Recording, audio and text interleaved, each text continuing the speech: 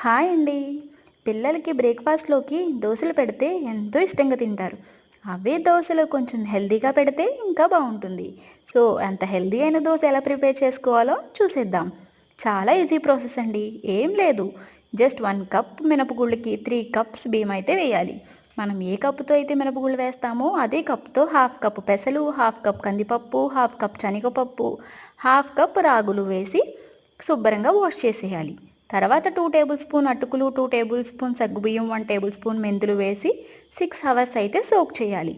తరువాత మిక్సీ జార్‌లో వేసి మనకి దోస బ్యాటర్ ఎలా అయితే వస్తుందో అలా మిక్సీ పట్టేసుకోవాలి.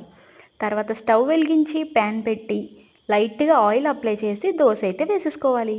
అంతే, చాలా క్రిస్పీగా అయితే వస్తుందండి దోస. మనం బటర్‌తో వేసుకోవచ్చు, ఆయిల్‌తో వేసుకోవచ్చు. ఎలా వేసుకున్నా సరే టేస్టీగా అయితే వస్తుంది దోస.